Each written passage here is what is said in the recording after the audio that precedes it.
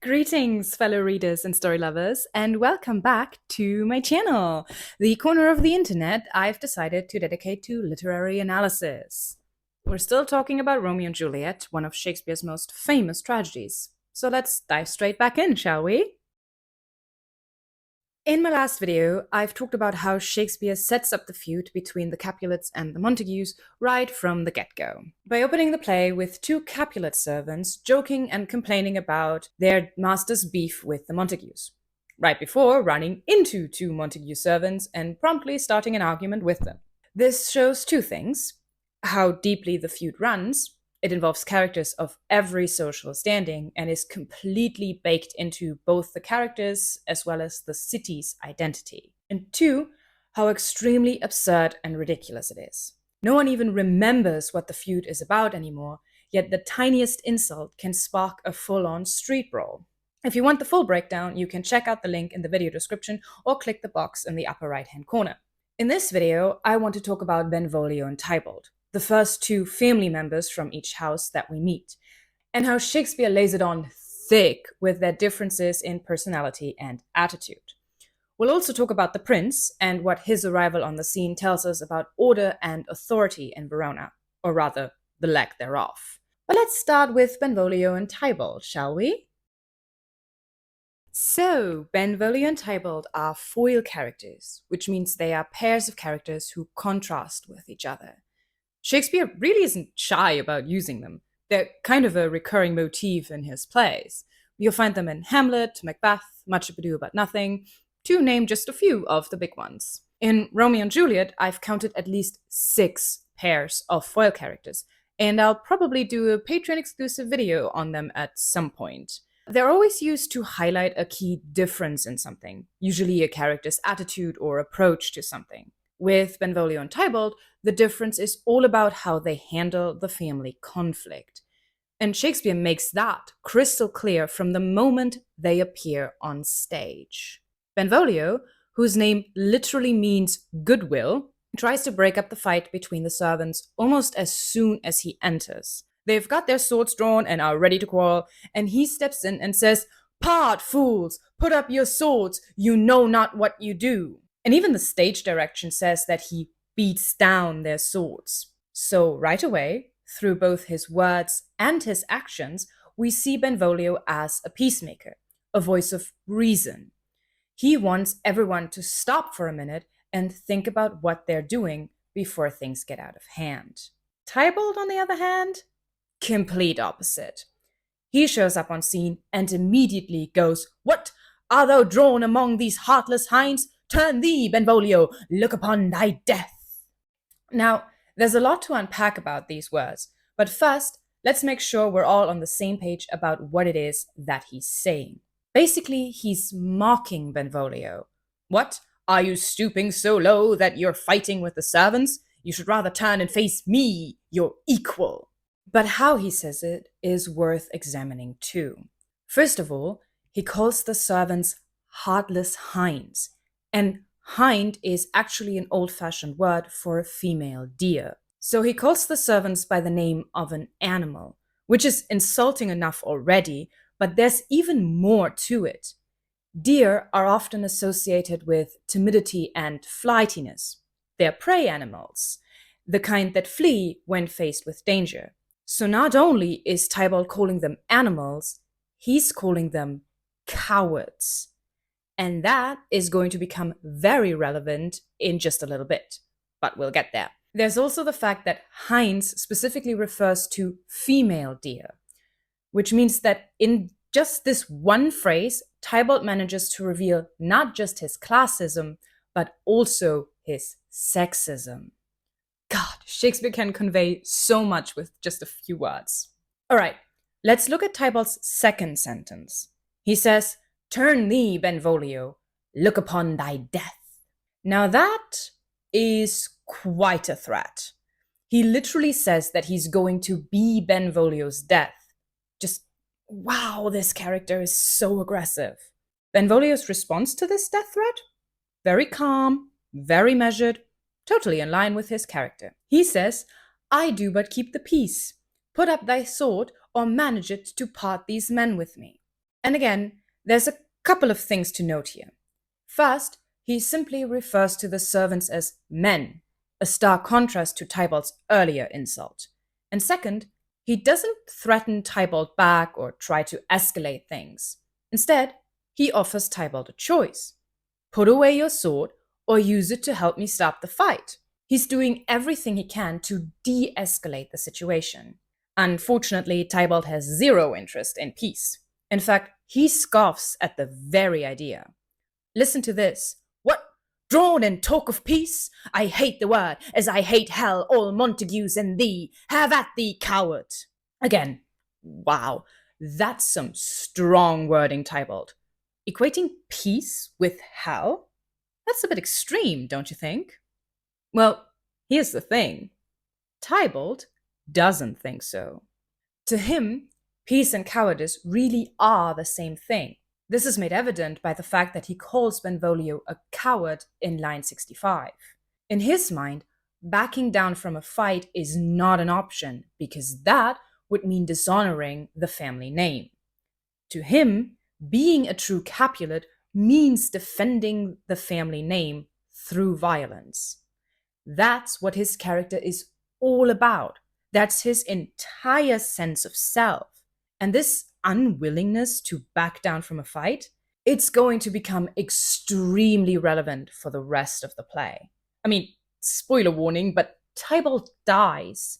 He gets killed by Romeo in Act 3, Scene 1. But the reason he dies is because he refuses to back down from a fight. Okay, there's a little more to it, like Mercutio, a character we haven't met yet, keeps taunting him until Tybalt finally snaps and stabs him. But we already see in this very scene that Tybalt is the type of guy who would rise to these taunts. And so he does. He's so consumed by his hatred for the Montagues that he can't resist picking a fight. And that temper is what gets him killed. It's worth noting that Tybalt isn't the only character who meets this fate. Mercutio dies, because Tybalt stabs him, after being goaded one too many times. Then Romeo kills Tybalt in a blind rage, which ultimately gets him banished from Verona. See the pattern here? Thoughtless, impulsive, reckless behavior leads to all of these characters' death. The only one of the younger generation who survives this play is Benvolio, the calm, level-headed one who keeps trying to stop the fighting. I mean, he kind of just stops showing up after the whole musical chairs of who stabs whom, but hey, at least he doesn't die. So I think it's fair to say that Shakespeare's sending a pretty clear message here. Toxic masculinity is going to get you killed. And honestly, that's some really progressive messaging for a 400-year-old play. But speaking of people who try to stop the fighting, let's talk about the prince, shall we? So, after Tybalt attacks Benvolio, the fight well and truly breaks out. Several members of both houses, plus 3 or 4 armed citizens, join, and it's complete and utter chaos. Even Lord and Lady Capulet and Lord and Lady Montague show up, and the men immediately join the fight. Side note, Ladies Capulet and Montague are the only 2 women who show up in this scene, and they both have very limited speaking roles. I think Lady Capulet has 1 line and Lady Montague has like 2 or 3. And I've heard people interpret this as a sign that Shakespeare, or even just Romeo and Juliet, is misogynistic. Like, I get where people are coming from. There's the limited, for lack of a better word, screen time that female characters get in the scene, and the way the other characters talk about them. I've already mentioned Tybalt's sexist attitude when he insults the servants, but there's also another character, Samson, one of the Capulet servants. I didn't really get to talk about it in last week's video, but in his early banter with Gregory, he makes some really degrading and sexist jokes about the Montague women. Basically, he threatens to sexually assault them multiple times. I first read the play when I was 13, and this went way over my head. And then I reread this for this whole video, and this took me completely off guard. Like, it's so uncomfortable for a modern audience. And I'm kind of wondering, like, I'm not a professional historian or anything, so what I tell you about how things would have been received back in the day is more or less an educated guess on my end. But like this kind of made me wonder, like, did women not view this as insulting or degrading? Did they not get uncomfortable by it? Like this, they would have been in the audience. That's kind of a a fact that's something we know. So like this did make me wonder, like, did women not find this uncomfortable? Again, like based on my educated guess, I would kind of say they must have experienced this sort of violence in their everyday lives. Like this is not something that's new that women get assaulted. This is something that has been going on through history. It's just kind of that now we start to talk about it and take action about it. But this is something that has been going on for a long, long time. So this would have been these women's reality. And like I said, I don't know how they would have perceived this. All I can say that now, as a modern audience member, yeah, this made me really uncomfortable. But like I said, I can see where the sexist interpretation is coming from. But here's the other thing: it is entirely deliberate on Shakespeare's part. The opening scene of a play is meant to paint a picture of the time, the place, and the societies these characters live in. And not for nothing, but the time that Shakespeare did live in, 16th century England, also wasn't great for women. I already touched on this, and I mentioned it in my introductory video that by and large, women only had limited roles in society and very little agency. Most of their decisions were either made by their fathers or their husbands. And Shakespeare knew this and uses it to make a point. Romeo and Juliet is often thought to be an exploration of gender roles. And especially through the character of Juliet, we get to see what women can still do, even within those limits. I'll get back to that when I talk a little bit more about Juliet and especially about her father in Act 1, Scene 5. But there's also one other thing that I'd like to mention here, and that's the fact that in Shakespeare's comedies, women tend to have more agency. And just remember, these are the plays with a happy ending. They're almost exclusively romance stories. Basically, they're the Shakespearean equivalent of rom-coms. And those plays end with all of the characters getting married and living happily ever after. So in Shakespeare plays, women having agency equals happy endings.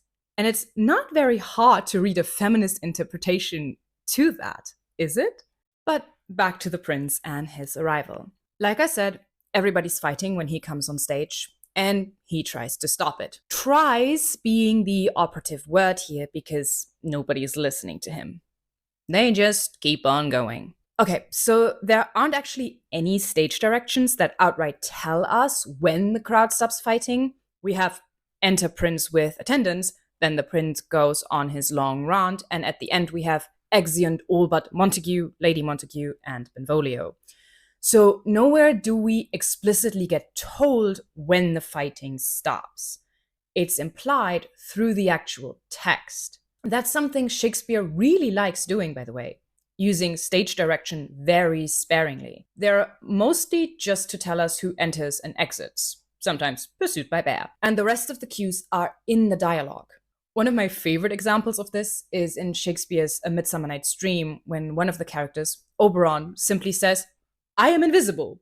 And then he just stands in the corner of the stage, and the audience can still see him, but none of the other characters react to him because, as he said, he's invisible. But let's look at what the prince in Romeo and Juliet says. When he comes on stage, he goes, "Rebellious subjects, enemies to peace, profaners of this neighbor's stained steel. Will they not hear? What ho, you men, you beasts!" The first part of his speech sounds like he's trying to make a formal, if very stern address. But then he has to interrupt himself with, "Will they not hear? What ho, you men, you beasts!" It's such a sharp shift in tone. You can practically hear the frustration in his voice because he's clearly not being heard. That interruption, that sudden break in rhythm, tells us how chaotic things are. He starts as a ruler addressing his subjects, but in the middle of his own sentence, he realizes no one's listening. So he shifts from authority to desperation, trying to be heard over the noise. That's also made clear in the phrase, "you men, you beasts." He's comparing the citizens to animals because the fight has stripped them of their civility. They're not behaving like rational people anymore. They're acting on pure, violent instinct. And that's the point Shakespeare's making. The feud isn't just between the two families, it's infected the entire city. Violence is so baked into Verona that even the prince, the highest figure of authority, can't instantly command attention. Conflict has become so ingrained in everyday life that it's part of the city's very identity. From the prince's speech, we get a bit more context. He says, "Three civil brawls, bred of an airy word, by thee, old Capulet and Montague, have thrice disturbed the quiet of our streets." This tells us that there have been at least 3 public fights so far, probably all of which the prince has had to break up himself, which explains why he's so angry. The feud has been going on for long enough that he's had to step in 3 times already, but nothing's changed. The families just keep fighting.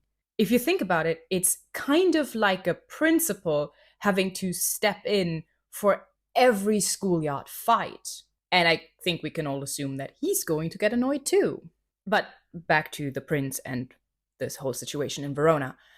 That's probably why he issues this royal decree that essentially amounts to a death sentence. In lines 90 to 91, he says, "If ever you disturb our streets again, your lives shall pay the forfeit of the peace." Basically, if I catch either of you starting a fight in the streets again, you will be paying for it with your lives. This does 2 things. 1, it creates stakes. We now have consequences attached to any future violence.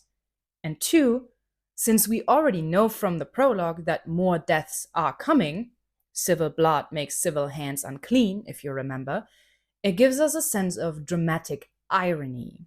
The prince is trying to prevent more bloodshed and violence with this decree, but we know it's going to happen either way. And that bit right there, that's the dramatic irony. We might know what's coming, but we can't do a single thing about it either. We're just as helpless as the characters. We also just have to watch the thing play out. Alright, that's the end of this video. Let's just quickly summarize the most important points.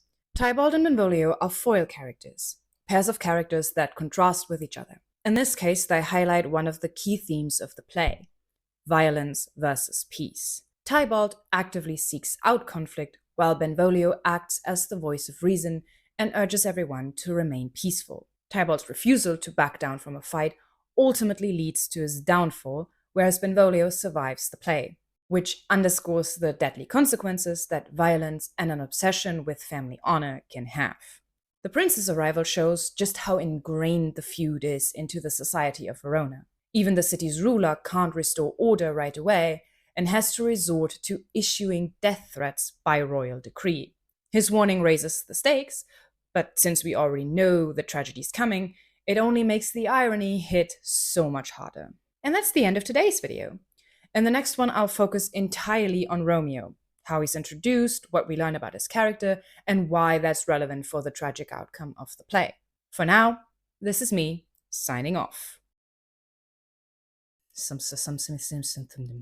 Classicism. Verona is so baked into Verona. This is made evident by the fact that he calls Benvolio a coward in line 60. Numbers are... I should really start putting them in the scripts. He says, "I do but keep the peace." Peace? Thanks everyone for watching. If you enjoyed this video, please make sure to like, share, and comment down below. And don't forget to hit subscribe if you don't want to miss any of my future videos. I also have a Patreon that you can subscribe to, starting at as little as $2 a month, which gives you early access to any of my videos. Higher tiers include access to exclusive Patreon only content and the chance to suggest books, plays, or poems for any future analysis. For now, that is it from me, and I'll see you next time.